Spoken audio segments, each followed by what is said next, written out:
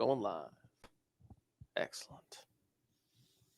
And I can see, wow, there are 2 people here. Oh, man. I'm assuming that number is going to increase. Oh, it went down to 1. I'm going to assume that the number is going to increase rather soon. Only because people needed to be here. It is January 11th. That's up. Here come people. Now they're popping in. There they go. Leaving your previous class period and coming to this new class period. I think people automatically, when they jump onto the Google Classroom, maybe they're used to getting on that Google Meet link. But as I stated, as the link that I gave on the thing, going live at a certain time on the YouTube channel, here we are, as more and more people are joining. I'm going to give people, obviously, a few minutes to get into the into the YouTube video. I'm going to ask for that too. Don't worry. Yeah, I'm going to explain why that is, because it was just a really weird situation. But I'll just talk kind of vaguely about what today is, and then I'll get into more details. First, who in the world expected that Barnegat would finally make the call for us to go virtual? I did not expect that. When my kid has been virtual for the past 2 weeks, and he goes to school in LBI. Southern went virtual, like everybody's going virtual. And then the letter comes out saying, hey guys, because everyone's going virtual around us, we're going to have to go virtual too. What? You mean you're blaming everyone else? Okay, all right. We'll go with that. Yet here we are. So I am going to be teaching today. I am going to be, I'm going to have to throw a PDF into the Google Classroom stream for you guys to access at one point. But we'll figure that junk out. First, for the 7 people that are here now or something like that, 8 people, whatever, I will explain what's going on with the attendance. We were told that in our Genesis, there are students who are marked virtual and those students who are marked 5 days a week. And if you're virtual, you have like this kind of yellow V next to your name or some junk like that. And what ends up happening with that is if you are a virtual student, I don't mark you as present or absent. I mark you as virtual, which is like, okay, that's weird. But then for those 5 days a week kids, I got to mark them present or absent, which is just so weird. It's just so weird. But that's what we're at. That's what we got to do. So I'm going to take care of that. And the way I'm going to take care of that, as most of you have already done, I'm going to be taking care of that through the chat. So if you haven't already made a comment in the chat saying, hello, here I am, there I am, yeah, that kind of thing, please make sure that you do. I will be checking that afterwards to update my attendance. So please make sure that you do leave that comment in the chat. The video is automatically uploaded to my YouTube channel, and I will obviously be checking this after the fact because of the number of names. But yeah, I'll check that after the fact. But in the meantime, if you do have any questions in regards to stuff that's being taught and whatnot, of course, you can leave those comments in the chat, and I will be checking that over at my desk in a little bit. But as for now, we have 2 weeks until midterms. We have 2 weeks until midterms.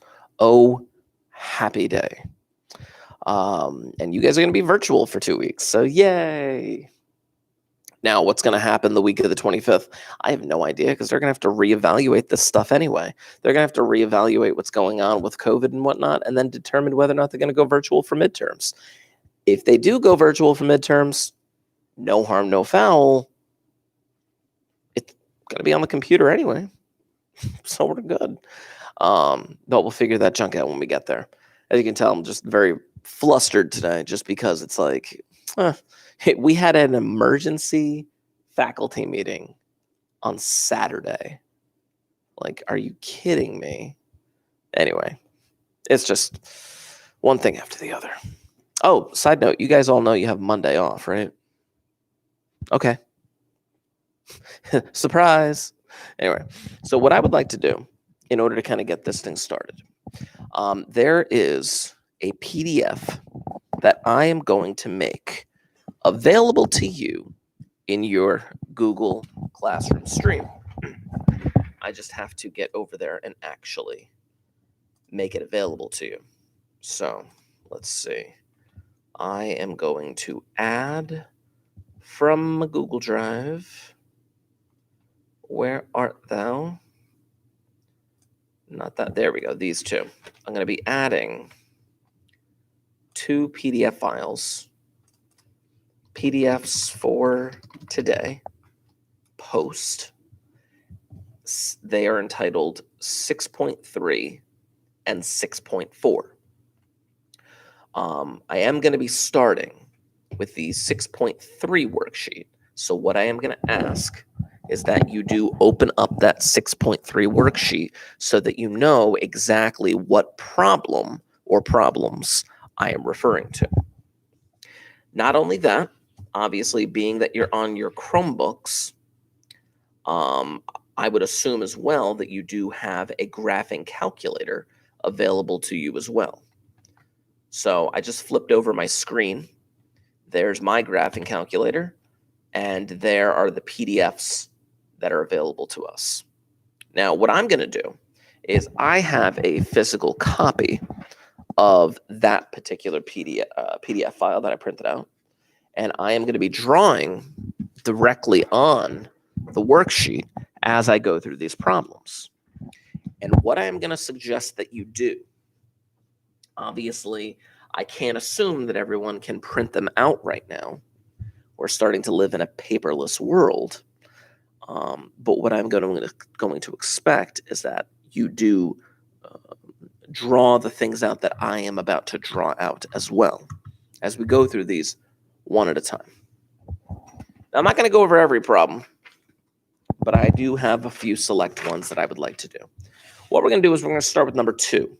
So I'm going to flip my screen to here, and I'm going to zoom in on number 2 so that we could see it a bit more clearly. And like I said, any comment that you make in the chat, I can see. I do have my phone right here, so I can see exactly what questions are being asked, if at all, in the chat. So we're looking at something like number 2. Now, the directions for number 2 indicate that you need to graph the function and state the domain and range, which we are going to do. Now, we are going to utilize our graphing calculator to get a lot of this done. But you'll still see what's going to be your responsibility in this whole role. So first and foremost, number 2, y equals negative square root of x minus 1. First, go to your calculator. Go to your calculator, because I do need to explain something about the way that your calculator actually runs. On your calculator, if you hit y equals, this problem wants you to put in, flip, a negative square root of x minus 1. Well, first, in terms of the negative sign, you can't just type in the minus sign. You have to actually click the negative, which you can see I just clicked it right there in the very bottom of the calculator. There's a difference between the minus sign and the negative sign, and I need you to be aware of that. Otherwise, you're going to get an error when you try to graph this thing. Next, I'm going to get that square root symbol in there, which is second, and then there it is right there, square root, which opens up this little dotted line situation, which you have to be aware of. Just want you to be aware of that, because obviously you're going to be doing these on your own. I just want you to be aware, because it's pretty messed up. Next, I'm going to type in x minus 1. Now, I've learned the hard way that if I try to actually type the letter x, it won't work, like on my keyboard. But if I click this, there's the x. Minus 1.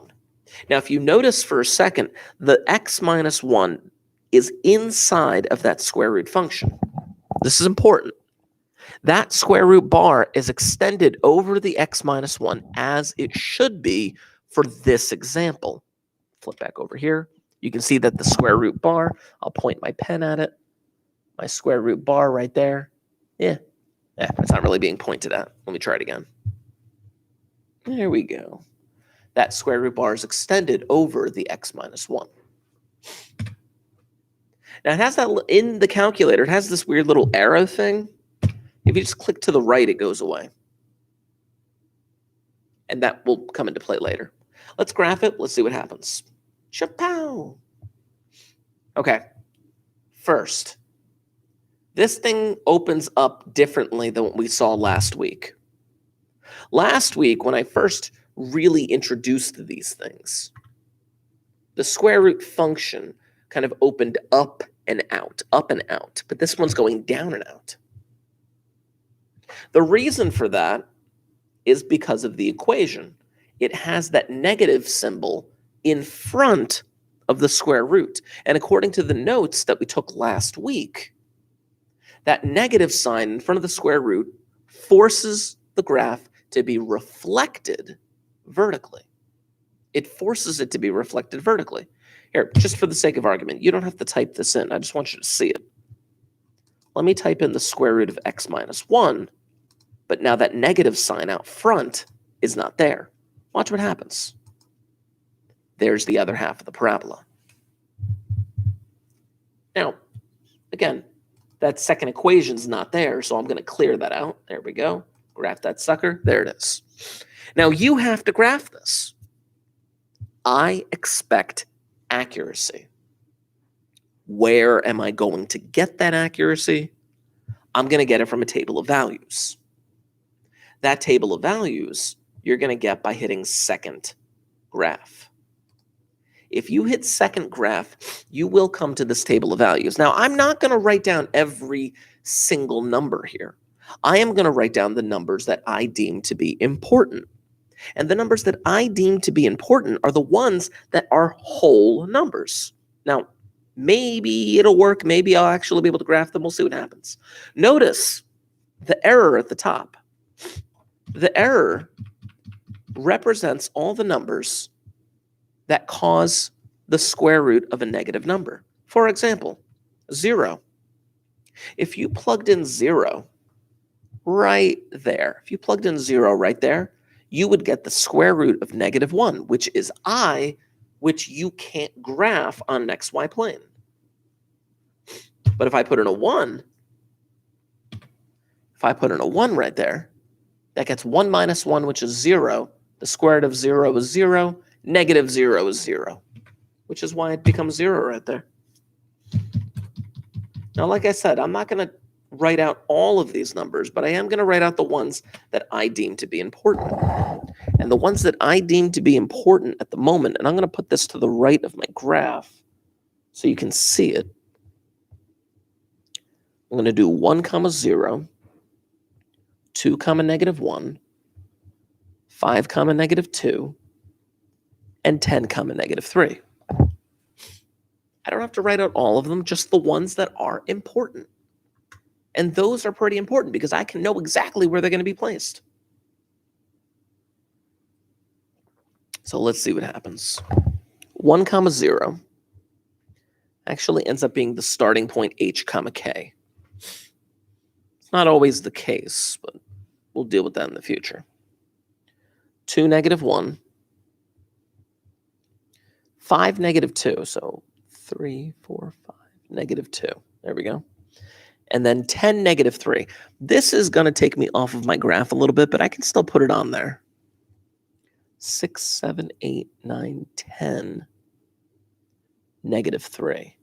There we go. There's the half of parabola. Smooth curve. There it is. That is what this graph looks like. Phenomenal.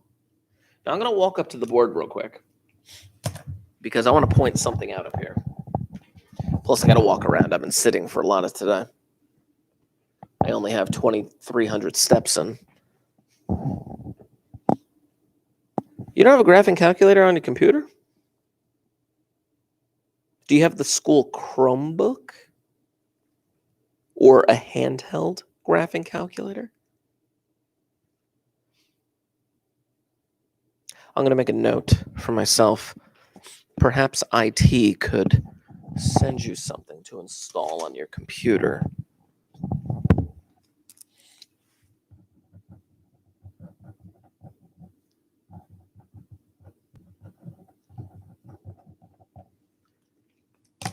We'll see about that. Oh, in the meantime, Kelsey, do you happen to have an Android phone? Because if you have, I use my own Chromebook because it's quicker. That's fine. That's totally fine. Okay. But do you have, okay, you don't have a school computer. Same for you, Alexa. Okay. If you guys have an Android phone, and I'll show you this on my phone in a moment. You do not. Well, if you do, there is an amazing emulator called WabbitEmu. Oh, you do? Okay. There's an amazing emulator, a free emulator that you can download from the App Store on Android phones called WabbitEmu. And for anybody listening, this is pretty good if you don't really want to use the one on the computer. I'll bring it up on my phone right here. WabbitEmu allows you to download a skin. And you see that right there? That is my phone. It allows you to download the skin of a graphing calculator. And it works exactly the way that you want it to. Hold on, I got to put the negative out front. Let's clear that. Negative square root x minus 1 graph. There it is. It does exactly the same. It's called WabbitEmu. So, that's sad. Apple phones suck. Anyway, back to this. All right. Well, we'll figure something out in the meantime. Because graphing these things is going to be vital, of course, but seeing the table of values is going to be much more important as well. Otherwise, you're just going to have to pick numbers to plug in and then hope that they kind of work out for the best. So anyway, let's talk domain and range really quick. Domain. Domain is the list of all possible inputs. Domain is the possible x values that you are allowed to plug into the function. Domain is how far left and right on the x-axis that this graph stretches. Now, we go left to right, typically.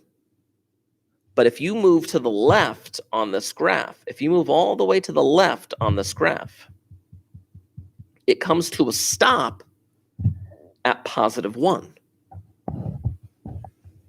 The domain goes from, and I'm going to have you write this down exactly as I do, +1 to infinity. Let me zoom in on that. Zoom in, zoom in, zoom in, zoom in. There it is. +1 to infinity. Now, I want to emphasize something. Typically, when you use infinity or negative infinity in domain and range, you're going to want to put a parenthesis around it because you're never going to reach infinity. But that +1, it does reach that +1. It hits that +1, and it comes to a stop there. That bracket indicates that it is equal to, greater than or equal to in this case, like a closed circle. But that's the domain. Now, the range is a slightly different story. The range is the list of all possible outputs. The range is the list of all possible y values. The range is how far up and down your graph stretches. Now, typically, when you express your range, you express it least to greatest or down to up. Let me write out what that range actually is, and then I will explain why it is.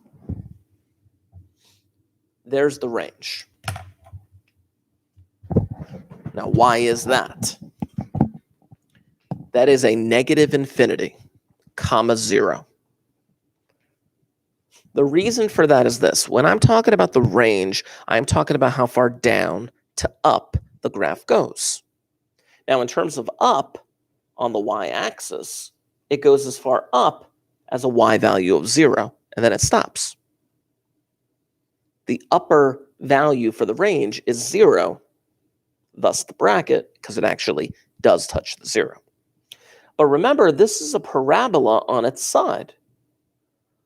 It goes out and down forever. It keeps extending out and down forever. This line just doesn't come to a stop here. It keeps going. Now, we already talked about it going all the way to the right for domain, but it also keeps going down in the range. Remember, range is up and down.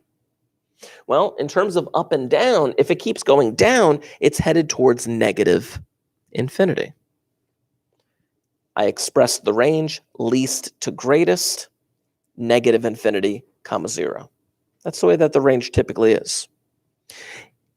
Now, keep in mind, this is a little weird the way that they express this. They're going to express it slightly differently in the next problem. They're going to express it slightly differently in the next problem.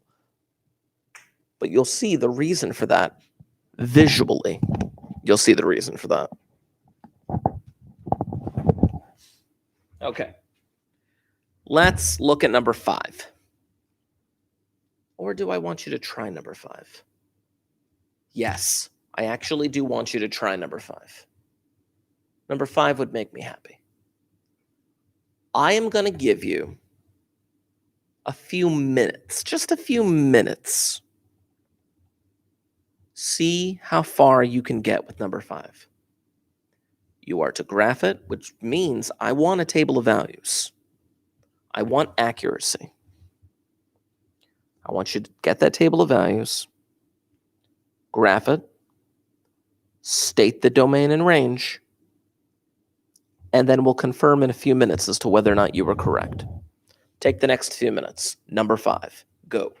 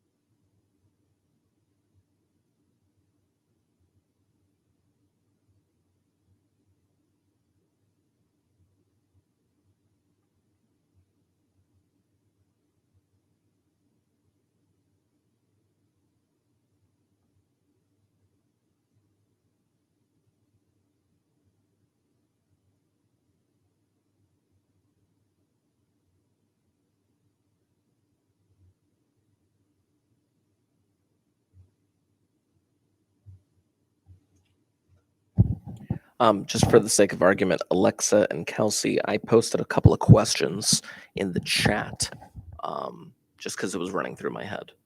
Answer that when you have an opportunity.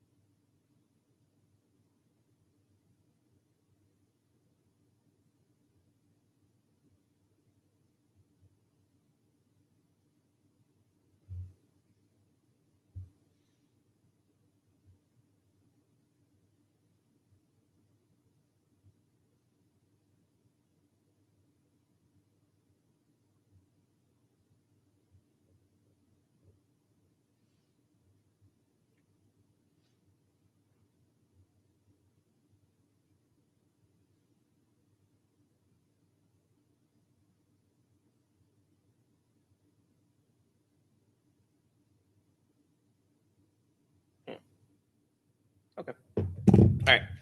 Let's see where this takes us. Looking at number 5. On number 5, they have the square root of x plus 7 minus 4. But part of the issue with that is the fact that that minus 4 is on the outside of that square root. It is on the outside of that square root. So on my calculator, the way that I'm going to have to type this in is like this. The square root of x plus 7. But again, you have that little arrow key and the square root bar up top extended. You want to click to the right because you need that minus 4 to be outside of that square root. If you do not type that thing in correctly, it will not give you a correct answer. Now, just for the sake of argument, let me show you what it looks like on a regular TI-83 calculator. On a regular TI-83 calculator, hopefully you can see right there, when you open up a square root, it ends up opening up a parenthesis. In order to get that minus 4, you'd have to close the parenthesis first, then type in the minus 4. But on these brand new fandangled calculators, you have to type it in like this. Now, if I hit graph, chapow, you see that thing right there, which is wonderful. But I need accuracy. So I'm going to go second graph. Oh, lots of numbers. But here's the deal. Look where this graph started. Look where it started. It didn't start all the way at 0. It started a bit farther to the left. In fact, it looks like it started around -7. So I'm going to have to back up in my calculator. There we go. There are all them errors. That looks good to me. -7, -4 looks like the first number I'm going to type in. Or I'm going to write down. Come on, paper, work with me. Looks like -7, -4. Then I'm going to put in -6, -3. -3, -2, and then 2, -1. That looks sufficient. And you can see the shape of this graph, they actually did extend it where most of the information is in this third quadrant. -7, 1, 2, 3, 4, 5, 6, 7, 1, 2, 3, 4. -7, -4, -6, -3. And then -3, -2. And then 2, -1. There we go. Ah, it's terrible. Come on, you. There we go. Boom. That's a nice looking graph right there. Let's talk domain. In terms of the domain, this thing goes -7 to infinity. Remember, domain, I'll move that up. Domain is the list of all possible inputs, list of all possible x values, how far left and right the graph stretches on the x-axis. On the x-axis, it stretches as far as -7 to the left and then goes forever to the right, infinity. Let's talk range. Now range, this thing opens up. This thing is going up, meaning the lowest value that it reaches is -4, and the highest that it goes, well, forever. So you can put infinity with a parenthesis because it will never reach it. That's what this graph wants. That's what this graph is going to do. One more thing I got to show you on 6.3 before we jump to a little bit of 6.4, because I do have some notes to give you today. Let's take a look at number 8. Now, number 8 is slightly different because it no longer has an equal sign. In fact, the directions don't ask for you to graph the function. It asks for you to graph the inequality. They don't mention anything about domain and range because you don't need it for this particular problem. But for this particular problem, you do need to shade something. Oh, if only the calculator could do a lot of this for us. It can, but I'm going to show you how you can do it by hand regardless. First, let me type this equation into my y equals key, as I'm hoping you're doing with the practice. Boom, boom, boom, square root x minus 5, tab to the right, plus 4. That plus 4 better be outside. If you graph it, you can see approximately what it looks like right there. But then second graph, oh, bunch of errors. There we go, much better. Let me plot some of that junk. 1, 2, 3, 4, 5. 1, 2, 3, 4. 5, 4 is the starting point. 6, 5 is my next point. 9, 6 is my next point. All right. Whee! You can't see it, but boom, now you can.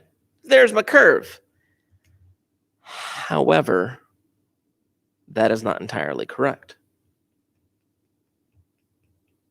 When they say to graph the inequality, as I briefly mentioned before, you do have to shade a little bit. So let's see what happens. If I go to my graphing calculator, and you can actually do this on the 83s or the 84s, it doesn't matter. If you go to your y equals key on the calculator and you move to the left, look where I'm moving. Look where my graph is highlighted right now.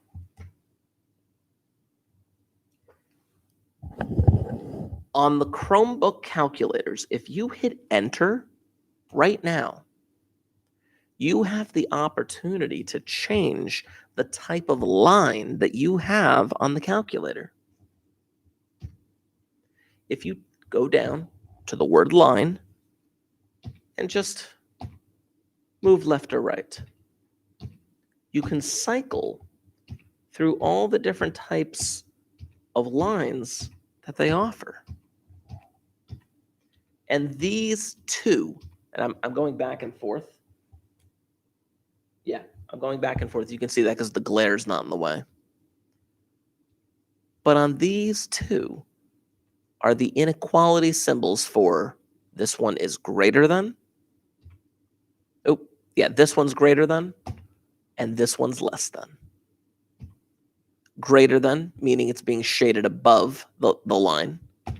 This one less than, meaning it's being shaded below the line. I'm going to leave it on this one, and I'm going to click OK, which changes it from a line to an inequality. And now when I hit graph, this is what happens. This is nice looking. But that shading is exactly what I need to do on an inequality problem like this. Basically, it would look like this. Weird kind of shading.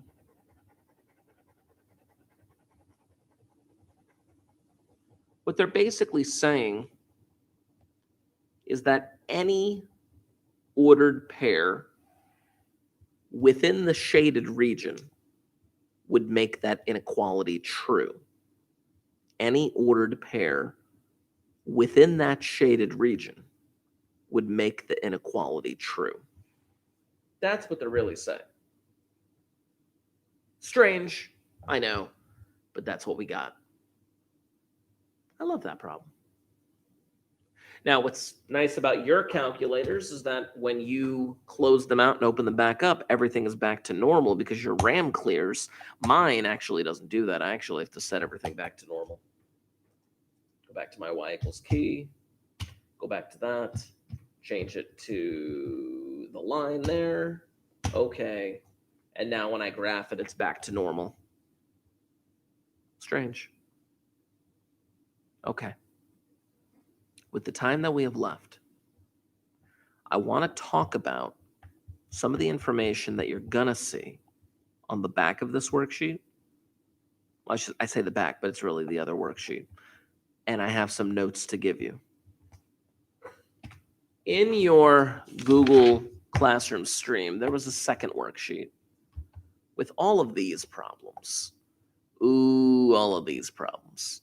I'm about to show you how to do them.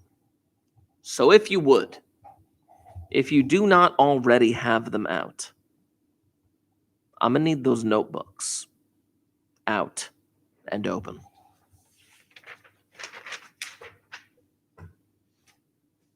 Let's see what we do. It's not a terrible lot of notes that I want to do today. It really isn't. But this information is vital. Absolutely vital towards what we need to accomplish. So today is the 11th.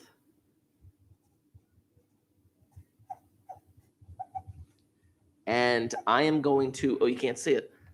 I am going to entitle this Nth Roots. Nth Roots. Now, Nth roots are a little weird. Let me give you an example. This is something that you have seen for years. This is the square root of x. And you've seen that for years and years and years and years. That's the square root of x. Oh, happy day, something that we find somewhat familiar. Yeah, I know. But now this chapter is going to change everything. See, because now I could write something like that. And let me zoom in on that, actually. Zoom in, zoom in, zoom in, zoom in. Now there's that. What the heck is that? Hold on. Announcement. All towers who were just in guidance, please report back to guidance. Thank you. Okay.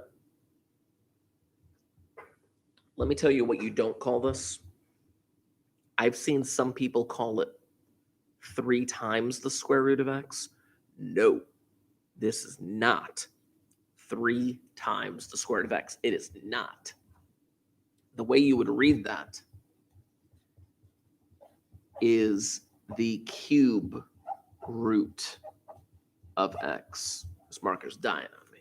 I'm going to throw it across the room, and it's going to make it into the trash can. It totally made it. I could even do something like this. Quote, the 4th root of x.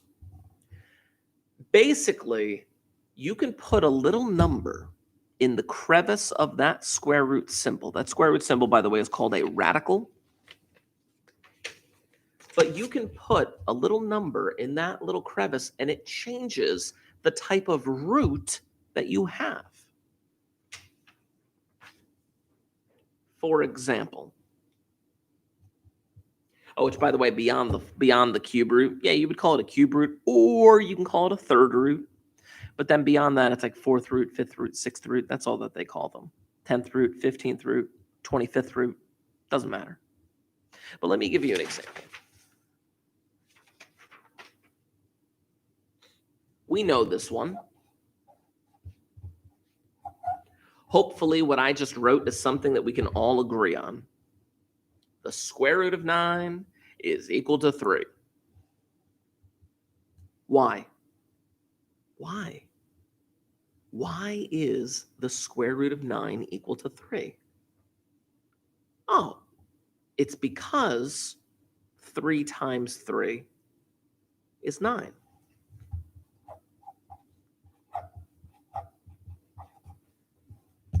These are inverse operations. The square root of 9 is equal to 3 because 3 times 3 is equal to 9. They're inverted. It's weird, I know.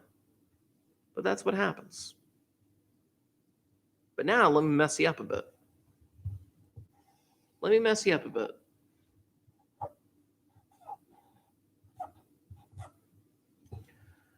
What about the cubed root of 27?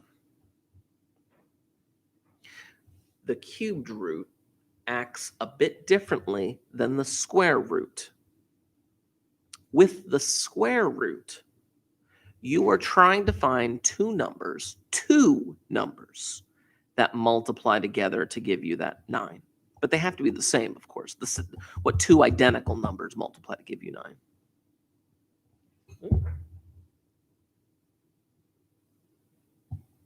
Your live feed is frozen.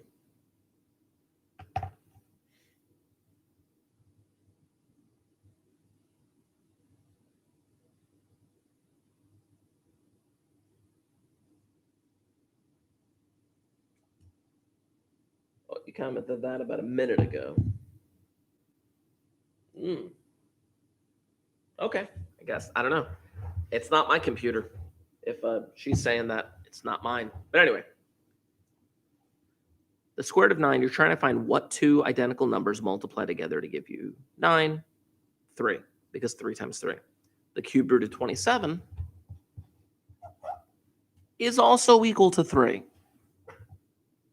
It's also equal to 3 because 3 times 3 times 3.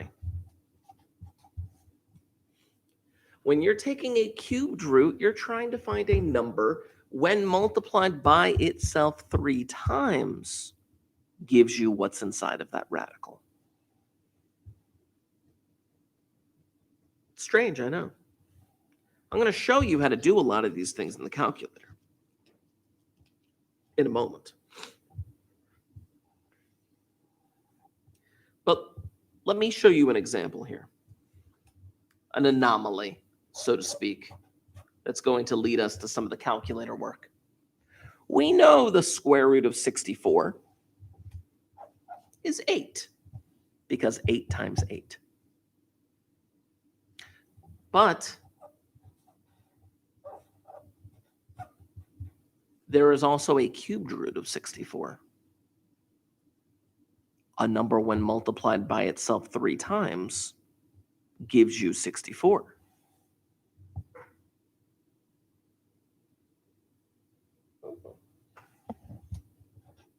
Four. Because 4 times 4 times 4. But then there is also a nice looking 6th root of 64. And I'm going to show this all to you in the calculator in a moment, but it's 2. Because 2 times 2 times 2 times 2 times 2 times 2 gives you 64.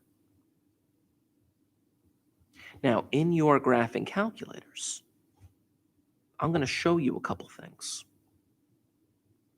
So let's go there to the graphing calculators. Chapeau. Clear.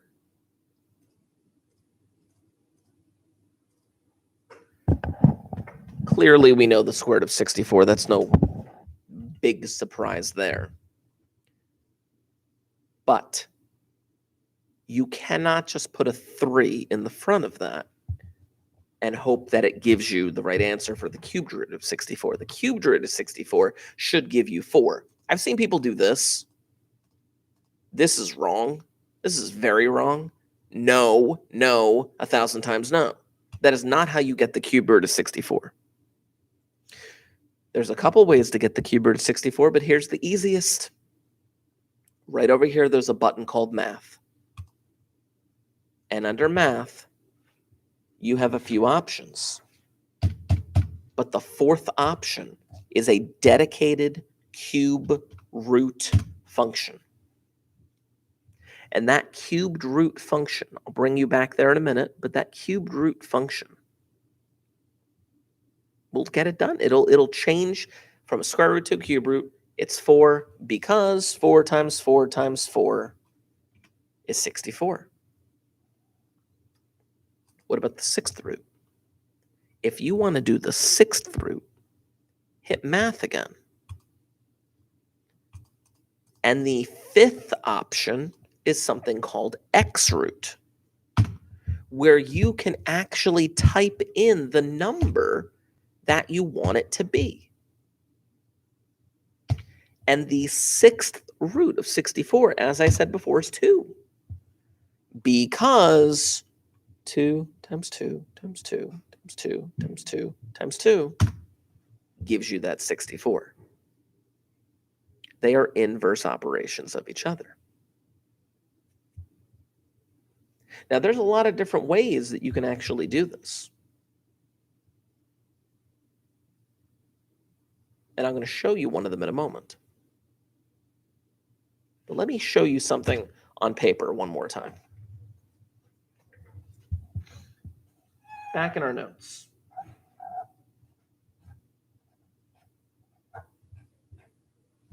I write 64 to the 2/3 power. Fractional exponents are a pain. I've shown you in the past only one other fractional exponent. And that fractional exponent was 1/2. But now here we have a 2/3. Oh. I don't know many people that would be able to guess it unless they already knew what to do. But the answer to this problem is actually 16. And the reason for that is because when you have a 2/3 power, The 3 on the bottom tells you to take the cube root of the big number 64. And the cube root of 64 we know is 4. But then the top number tells you to square that result. So 4 squared is 16. See, there's something very interesting that goes on with this process. And this actually is one of the big definitions that I need you to have written down today. A to the m over n power, which is a fraction m over n as an exponent. It asks you to take the nth root, whatever that number is on the bottom of the fraction, it asks you to take the nth root of the number a and then raise it to the m power. That's what it's really asking you to do. Just strange. Just strange. I need you to remember a phrase. That phrase being what I'm about to write down, of course. But this definition right here is incredibly important. Whenever you have a fractional exponent, you can always convert it to look like something like this with a radical. So that you know you're taking an nth root and then raising it to the m power. The other way of thinking about it is this. Whenever you have that fractional exponent, I want you to think of the fraction m over n as the phrase power over root. I want you to think of it as the phrase power over root. Power over root, a million times over, power over root. And again, the reason for that is because it will help you to remember exactly what is expected of you. I just threw another marker in the trash, and it made it. No, it didn't. Anyway, it's just very important to remember that, because then if you can look back at that problem, 64 to the 2/3 power, second power, third root. The third root of 64 is 4, and then 4 raised to the second power is 16. Yeah, that's literally what you would have to do. Calculators be damned. One last thing, because I know I'm running short of time, but there is one last thing that I want to remind you of, and that I have to show you what to do. It's crazy. It's awesome. Here we go. The square root of negative 64 produces a non-real answer / complex solution. And we know this. The square root of negative 64, the square root of a negative, produces an I. Non-real answer. Our calculator would just go berserk and give us an error. Yeah, absolutely. Check this out. I'll show you on the calculator. Chapow! The square root of negative 64. I got to type in that negative sign. Hold on. The square root of negative 64. There we go. Watch what happens. Watch very carefully. Chapow! Error. Non-real answers. Quit go to. Well, the reason for that, again, is because, I don't have it set to be like an I on here, which I can set it to be an I. I don't want to right now. That's weird. But let's just delete that.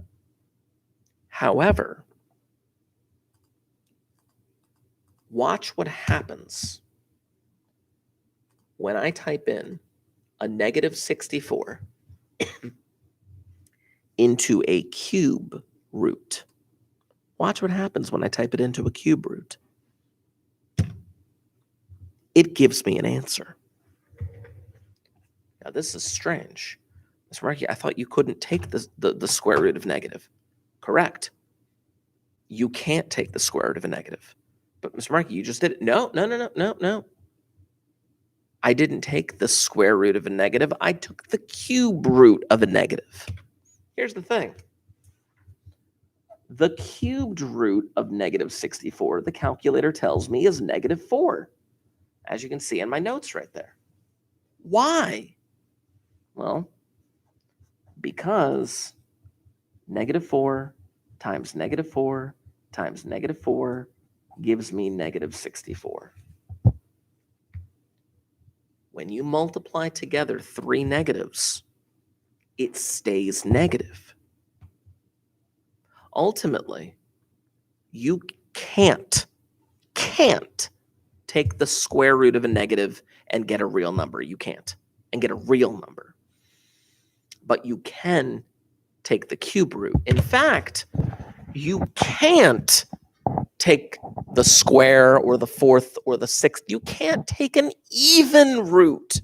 You cannot take an even root of a negative and get a real solution. But you can take an odd root of a negative and get a solution, a real solution, that is. That is going to come into play with what we end up doing. Eventually, we are going to be graphing cube root functions, and you're going to see exactly what the heck happens. Anyway, that's it for me today. Now, a couple of reminders before we go. I am going to be assigning you something before I leave here today. So be on the lookout for Google Classroom for that. They're giving us some extra time in the afternoon today after lunch to get our affairs in order because we all came in kind of blind today. We all left on Friday assuming that we'd be here on Monday, which we are, but we assumed that you guys would be here too. We didn't find out till Friday afternoon that none of y'all will be here for the next 2 weeks. So now we have to plan accordingly for the next 2 weeks. So they're giving us extra time this afternoon to do that. Oh, happy day. We got 2 weeks till midterms. Like I said, I do have some things coming down the pike to assign to you that I'm going to ask you to do. Pay close attention to Google Classroom for that. If you have any questions, of course, you can email me. I'm looking at their responses now. Juice is slow. I do not. I can either buy one or download the online one. For Alexa and Kelsey, I'm going to contact IT and see if they have any solutions, because they were able to get copies of that graphing calculator onto everybody's Chromebook because they were a part of the Barnegat network. But I don't know how they would be able to get you a license for that. Again, that's up to IT. At the very least, I can just ask them and just see what happens. But anyway, that's it for me. I'm going to sign off in about a minute. That's when the class period's going to end. You guys enjoy the rest of your day. You have fourth period to go to. Make sure you are socially distancing in the hallways, and take your stuff when you leave. Okay, bye-bye, bye-bye, bye-bye. Get out, goodbye. Okay, bye.